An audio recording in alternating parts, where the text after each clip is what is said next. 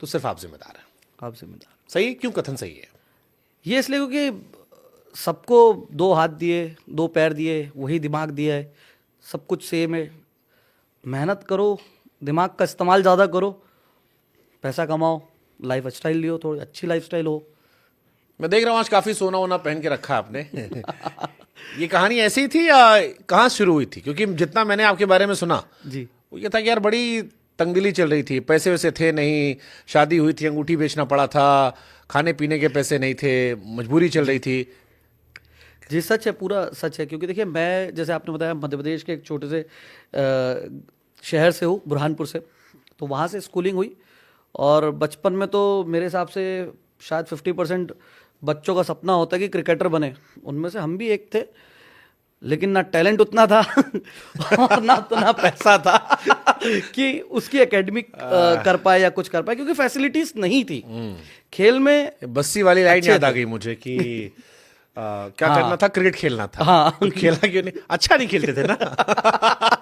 नहीं, हम उतना खराब भी नहीं खेलते थे, खेल लेते थे, लेकिन प्रैक्टिस मिलती तो कर लेते। लेकिन ये था कि पिताजी टेलर थे और घर में अचानक से थोड़ा सा जब फादर के हेल्थ इशू हुए, और पहले तो मेडिकल इंश्योरेंस होते नहीं थे, आपको पता ही है, और मध्यम वर्ग से आते, तो ये था कि जब डाउनफॉल आया, हेल्थ इश्यूज हुए, तो बहुत ज़्यादा नीचे जाते गए। और मैं घर में सबसे छोटा था, तो बस ऐसे स्कूलिंग करी। पिताजी चाहते थे कि सीए बनूं, लेकिन सीए के लिए भाई अपना विजन था नहीं, और ना अपन उतने पढ़ाई में अच्छे थे।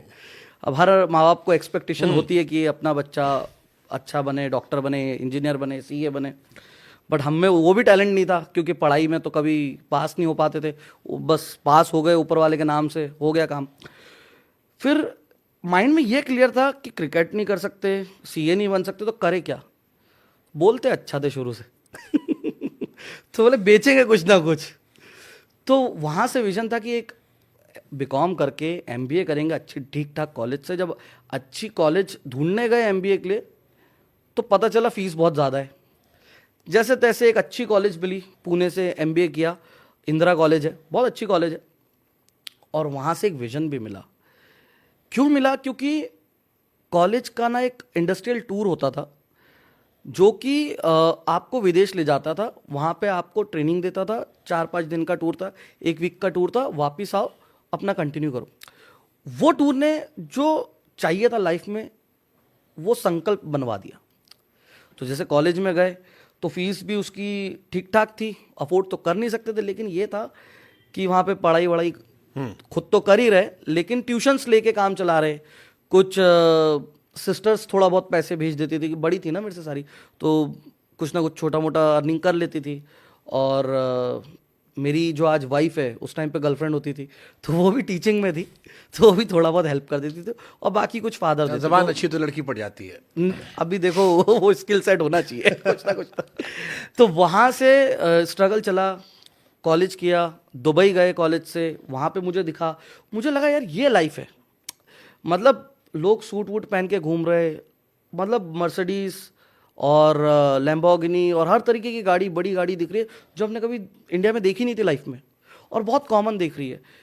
हर आदमी के पास पैसा दिख रहा है। तो मुझे लगा यार ये जगह, यहीं आना है। वापस इंडिया आए, 2 साल जॉब करी इंडिया में, लेकिन फिर हालात और ख़राब हो गए। पहले तो पिताजी की तबीयत खराब थी सिर्फ, बाद में मेरी भी खराब हो गई, और मुझे जॉब जल्दी लेना भी पड़ी कम सैलरी पे। तो मैं मुंबई में था, जैसे ही मेरे प्लेसमेंट हुआ, लगभग 30-35 हज़ार रुपये में महीने का कमाता था। और उसके बाद में मेरी हेल्थ ख़राब हुई, ऐसी स्थिति बनी, मेरी शादी थी, 4 महीने पहले मैं होम टाउन शिफ्ट हो गया। सिर्फ 10,000 रुपये के लिए मैं अपने होम टाउन में, छोटे से बुरहानपुर जैसी सिटी में जॉब ढूंढ रहा था। अभी कितना पैसा छापे हो? मैंने कभी गिना नहीं, लेकिन हाँ, ये है 5-6 गाड़ी है, जिसमें से एक रोल्स रॉयस है। और रोल्स रॉयस कितने की आती है रोल्स रॉयस आज इंडियन प्राइस के हिसाब से? 4-4.5 करोड़ की तो कम से कम आती है, ठीक है। जहाँ तक मुझे आइडिया है। और कुछ 7-8 प्रॉपर्टीज़ भी ले ली है दुबई में, और ज़्यादातर उसमें टाउन हाउसेस है, अपार्टमेंट सिर्फ 2 ही है तो ये थोड़ा सा पोर्टफोलियो बना लिया है।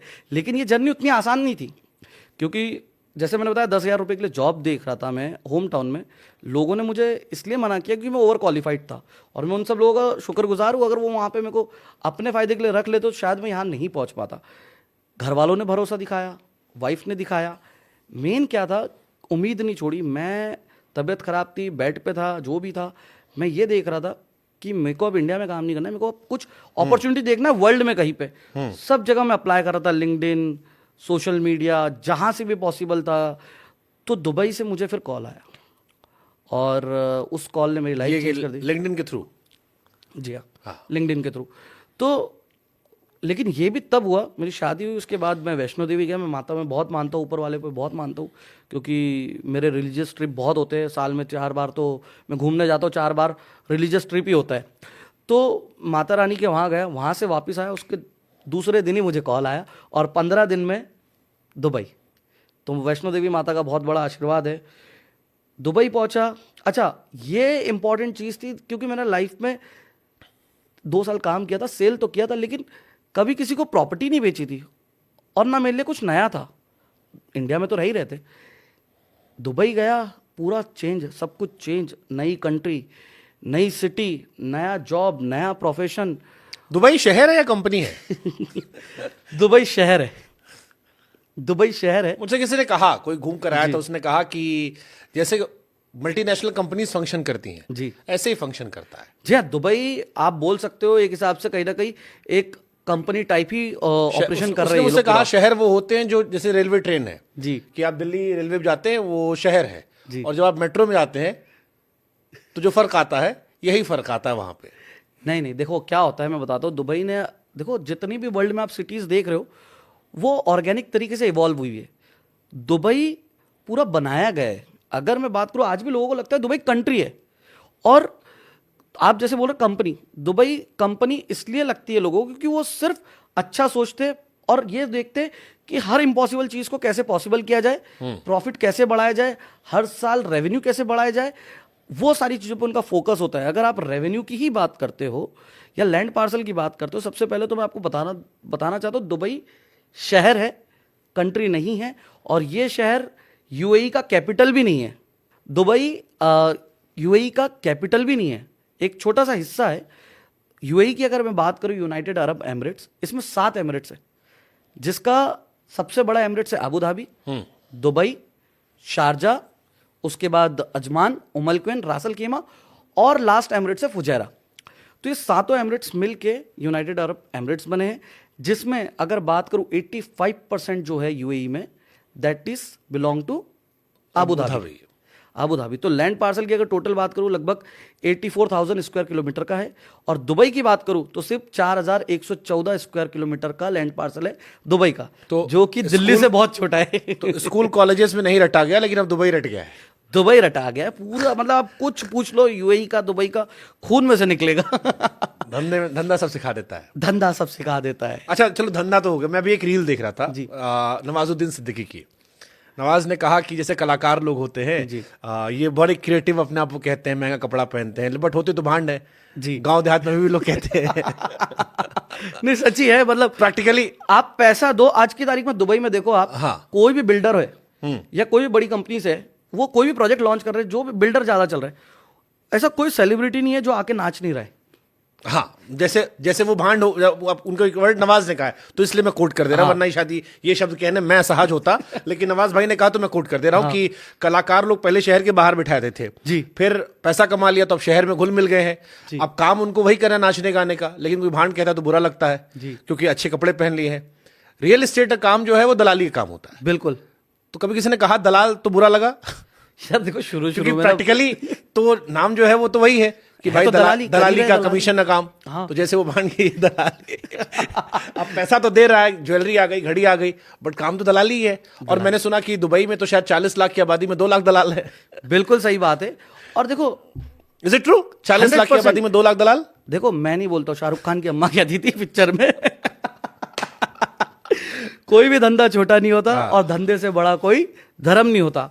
तो उसी पे मैं आपको बोलूंगा, है तो हम दलाल, लेकिन वो ऑर्गेनाइज तरीके से हम काम कर रहे हैं। बड़े और दलाल हम। बड़े दलाल हैं। लेकिन देखो मैं आपको एक और चीज बताऊं, पहले शुरू शुरू में ना बहुत ऑकवर्डनेस सी लगती थी, मैं जस्टिफिकेशन देता, no I am a property consultant, you know I am a property guide. So now you proudly say, I'm a दलाल। दलाल, तुम में दम है, तुम भी इतना पैसा कमाओ, उठाओ तुम भी रोल्स रॉयस, कोई प्रॉब्लम नहीं, और कैश में। तो ये एक इंपॉर्टेंट चीज है, एक्सेप्टेंस बहुत जरूरी है। जिस दिन से मैंने एक्सेप्ट कर लिया कि मुझे एक्चुअल में काम वही कर रहा हूँ, लेकिन एक इसमें ना डिफरेंस बता देता हूँ मैं क्या होता है। दलाल जो होता है वो वर्ड होता है